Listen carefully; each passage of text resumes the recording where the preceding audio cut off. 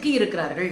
ஒரு இடத்துல 2 இடத்துல ஊர் முழுக்க சிக்கி இருக்கு இன்னைக்கு காவிகளை இன்னைக்கு பொலேர்னு இந்தியாவில் பல்வேறு இடங்கள்ல அடிச்சு ஓட விட்டு இருக்கிறாங்க மக்கள். அதுல ஒரு இடம் எதுன்னா கேரளாவில் மாதிரி வாக்குப்பதிவு செய்த போது ஓட்டு போட்டா ஒரு பட்டனை, அதுவும் குறிப்பா தாமரை அமுக்குனா 2 ஓட்டு விழுகுது, 2 ஒப்புகை சீட்டு வருது அப்படின்ற அதிர்ச்சிகரமான சம்பவம் நடந்திருக்கு. இதை பார்த்த உடனே தேர்தல் ஆணையத்துக்கு கம்ப்ளைண்ட் பண்ணியிருக்கிறாங்க. மிகப்பெரிய அளவுல கேரளா கொந்தளிப்போடு இருக்கிறது. இதுக்கு அப்புறம் இந்த பக்கம் நீங்க வந்தீங்க அப்படின்னு சொன்னா நம்ம ஆட்டுக்குட்டி கையங்களமா சிக்கி இருக்கு. நான்லாம் காசு கொடுக்க மாட்டேன், 1 ரூபா செலவழிக்க மாட்டேன், கோவை மக்கள் வேப்பலையோட ரெடியா இருக்காங்க அப்படின்னு ஏகப்பட்ட உருட்டுன நம்முடைய அண்ணாமலை சிக்கி சீரழிஞ்சிருக்கிறாப்புல.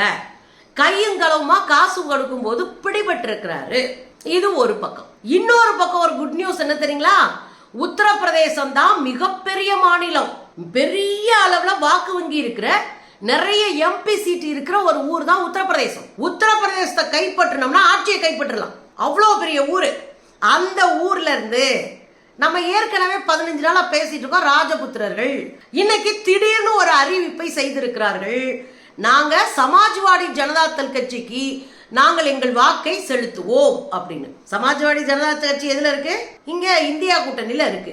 இப்ப மொத்தமா அப்செட்ல இருக்குங்க காவி கும்பல்.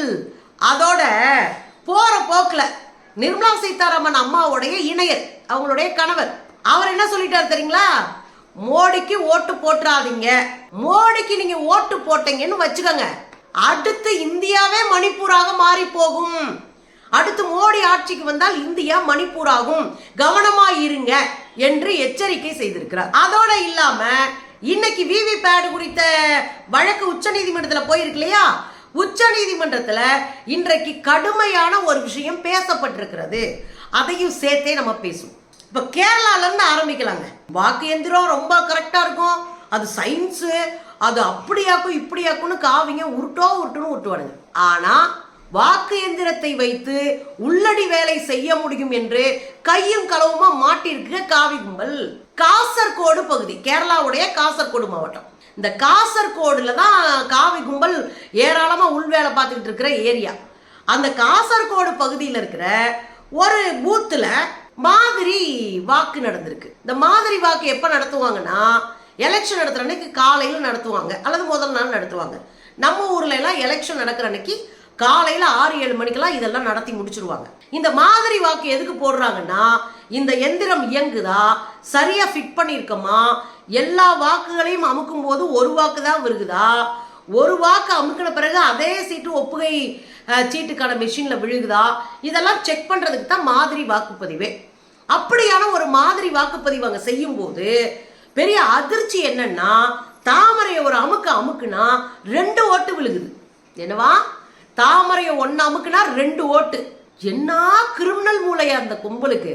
கிரிமினல்ஸ், பொலிட்டிக்கலா இருக்கிற கிரிமினல்ஸ் இவங்கெல்லாம் மக்களுக்கு ரொம்ப ஆபத்தானவர்கள். மக்கள் புரிஞ்சுக்கணும் இவங்களை. ஏன்னா வெற்றிக்காகவும் அதிகாரத்திற்காகவும் எதையும் இழக்க தயாரா இருப்பாங்க அப்படின்றத புரிஞ்சுக்கணும் நம்ம தான். அப்ப அது பெரிய பரபரப்பை ஏற்படுத்தி அங்க இருந்த அலுவலர்கள், தேர்தலில் இப்ப ஈடுபட்டு இருக்கிற அலுவலர்கள் உடனடியாக இந்த தகவல்களை மேலெடுத்து கொண்டு போறாங்க. கம்யூனிஸ்ட் பார்ட்டியும் காங்கிரஸும் இதை குறித்து கடுமையாக தேர்தல் அதிகாரிகளிடம் புகார் கொடுத்திருக்கிறாங்க. 4 பெட்டியிலே அதே மாதிரிதான் இருக்கு. 4 இவிஎம் மெஷின்ல அதே போல செட்டப். 1 அமுக்குனா 2 ஓட்டு, 1 அமுக்குனா 2 ஓட்டு. அப்ப கடுமையான கொதிப்புல இன்றைக்கு கேரளா இருக்கு. என்னடா நினைச்சிட்டு இருக்கீங்க, உங்களுக்கு ஓட்டே இல்லாத ஊருக்குள்ள 2 ஓட்டு விழுகுமா அப்படின்னு கடுமையாக களத்துல இறங்கி நிக்கிறாங்க கேரளால. இப்போ இந்த வழக்கை தான் ஆல்ரெடி விசாரிச்சுட்டு இருக்காங்க. இதெல்லாம் நடக்கும் தான் நம்ம கம்ப்ளைண்ட் பண்ணி இருக்கிறாங்க. ஜனநாயக சீர்திருத்தத்துக்கான அமைப்பு, அதோட பல தனியார் நிறுவனங்கள், தனி நபர்கள் ஏராளமான வழக்கை இந்த இவிஎம் மெஷினுக்கு எதிராக கொடுத்திருக்காங்க. இதுல உள்ளடி வேலை பார்க்க முடியும், இதுல எல்லா வேலையும் பார்க்க முடியும் அப்படின்னு கொடுத்திருக்கிறாங்க. அந்த வழக்கு இன்னைக்கு தான் விசாரணைக்கு வருது. நம்ம ஏற்கனவே முந்தா நாள் பேசணும், ஞாபகம் இருக்குன்னு நினைக்கிறேன். இன்னைக்கு விசாரணை இப்ப நடந்துகிட்டு இருக்கு உச்ச நீதிமன்றத்துல. அந்த விசாரணையில இதை வைக்கிறாங்க பாருங்க. காசர்கோடு பகுதியில இந்த மாதிரி நடந்திருக்கு.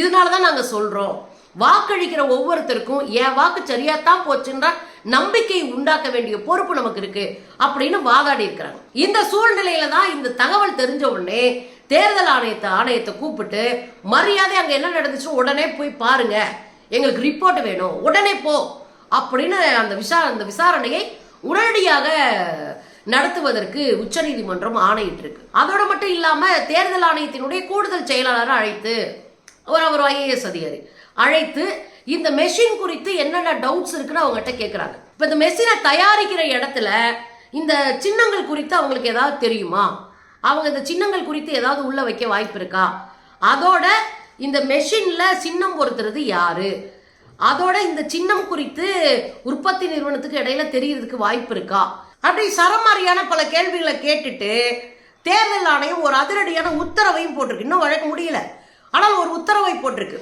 இப்படி இந்த மெஷின்கள்ல இந்த மால் பிராக்டிஸ் பண்ற பொய்யா தகவல்களை திணிக்கிற உள்ளடி வேலை பார்க்கிற அதிகாரிகளுக்கு 2 ஆண்டு தண்டனை நீங்க சொல்றீங்க, அது பத்தாது, கடுமையான தண்டனை கொடுக்கணும். அவங்க இப்படியான ஒரு தவறை செய்வதற்கு அச்சப்படும்படியான ஒரு தண்டனையா அது இருக்கணும்.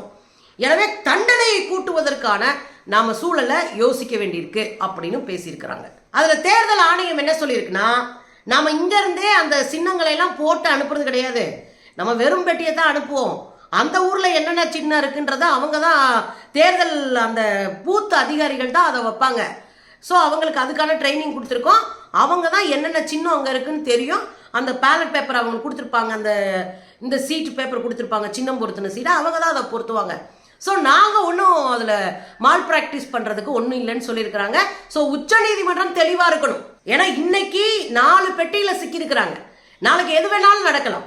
ஸோ உச்சநீதிமன்றம் தெளிவான முடிவெடுத்து மக்களுக்கும் ஜனநாயகத்துக்கும் அரசியல் சாசன சட்டத்திற்குமானவர்களா நீர் தீர்ப்பை கொடுக்க வேண்டும் என்பதான் நாம மறுபடியும் கேட்டுக்கிறது. இதெல்லாம் தாண்டி கோயமுத்தூர்ல உங்களுக்கு நல்லா தெரியும், அண்ணாமலை உருட்டுனது அளவு கடந்த உருட்டா இருக்கும், உங்களுக்கு நல்லா தெரியும்.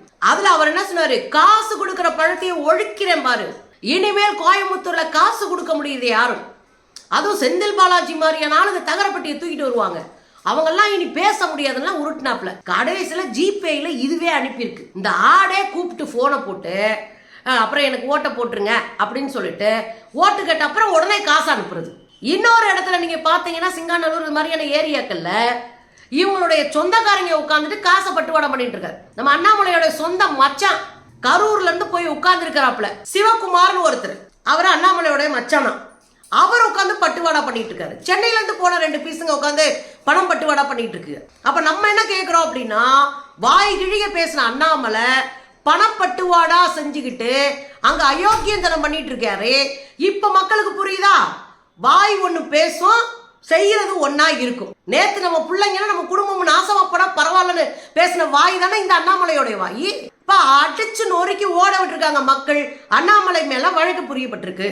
இது ஒரு பக்கம். உத்தரப்பிரதேசத்துல மிகப்பெரிய அளவுல ஜாட்டின மக்கள், முஸ்லீம்கள், ரஜபுத்திரர்கள் எல்லாம் இருக்கிறாங்க. உத்தரப்பிரதேசத்துல ரஜபுத்திரர்களுடைய வாக்கு வங்கி 10%. எத்தனை லட்சம்னு பாத்துக்கோங்க. இந்த மக்கள் தொடர்ந்து பிஜேபி கிட்ட வலியுறுத்தி சண்டை போட்டு பார்த்தாங்க. பிஜேபி கண்டுக்கல. நாளையில இருந்து தேர்தல் ஆரம்பிக்குது. பட்டுன்னு என்ன பண்ணிட்டாங்க, இங்க இருக்கிற ரஜபுத்திரர்கள், நாங்க பிஜேபிக்கு ஓட்டு போடல, அப்ப நாங்க யாருக்கு ஓட்டு பண்ணணும்னு ஒண்ணு சொல்லணும்ல. தொடர்ந்து பிஜேபிக்கு எதிராக பிரச்சாரம் பண்றாங்க, யாருக்கு ஓட்டு போட்டோன்னு பேசணும்ல. அப்பதான் அறிவிச்சிருக்கிறாங்க, நாங்க சமாஜ்வாடி ஜனதா தளுக்கு தான் ஓட்டு போட போறோம். இது ஒரு மிகப்பெரிய ட்விஸ்ட் ஆகி போச்சு உத்தரப்பிரதேசல. உங்களுக்கு தெரியும், உத்தரப்பிரதேசம் மிகப்பெரிய மாநிலம். அதுல முதல்ல காங்கிரஸ், சமாஜ்வாடி ஜனதா தள் இவங்க தான் இருந்தாங்க ஆட்சியில. இப்ப பாத்தீங்கன்னா அதை உருட்டி தொடர்ந்து பிஜேபி இருக்கு. இந்த நேரத்துல யாருடைய ஓட்டை வச்சு பிஜேபி தன்னை நிலைநிறுத்தி கொண்டதோ அந்த பிஜேபி அட்ரஸ் இல்லாம போறதுக்கான சூழல் உத்தரப்பிரதேசல உண்டாக்கி இருக்கிறது. இது அங்க இருக்கிற காவிகளை கதற வச்சிருக்கு. காவிகள் நொந்து நூடுல்ஸ் ஆயிட்டாங்களாம். அமித்ஷாவும் மோடியும் அரண்டு போய் உட்கார்ந்து இருக்காங்களாம். இதையும் சும்மா செய்யல அவங்க. அவங்களுடைய மகா பஞ்சாயத்து இருக்குல்லையா, அக்கா பஞ்சாயத்து, சாதி பஞ்சாயத்து, இந்த சாதி பஞ்சாயத்தை கூட்டி தன்னுடைய சாதி மக்களை பூரா உட்கார வச்சு சத்தியம் பண்ணி இந்த முடிவு எடுத்திருக்கிறாங்க. அங்க பூரா உங்களுக்கு தெரியும், சாதி சங்கம் பூரா சேர்ந்து பஞ்சாயத்திலே காலத்தை ஓட்டிக்கிட்டு கிடப்பாங்க. ஸோ அங்க இருக்கிற கும்பல் இப்படியான எடுத்த முடிவு என்பது இந்தியா கூட்டணிக்கு மேலும் வலுச்சேர்த்திருக்கிறது என்று நம்ம பார்க்கிறோம். இது ஒரு பக்கங்க. நேத்து தமிழ்நாட்டில் குறிப்பா சென்னையில ஒரு செமினார் நடந்திருக்கு. அதில் நம்ம அம்மா நிர்மலா சீதாராமன் அவர்களுடைய இணையர் வந்து கலந்துகிட்டார், கணவர். அவங்க ஹஸ்பண்ட் வந்து இங்க கலந்துகிட்டனால அவர் பேசிட்டு போகும்போது பத்திரிகையாளர்கள் சந்திக்கிறாங்க. பத்திரிகையாளர் என் ராம் கூட இருக்கிறாரு, அவரும் செமினார்ல பேசியிருக்கிறாரு. மேபி அவங்க தான் நடத்திருப்பாங்கன்னு நினைக்கிறேன்.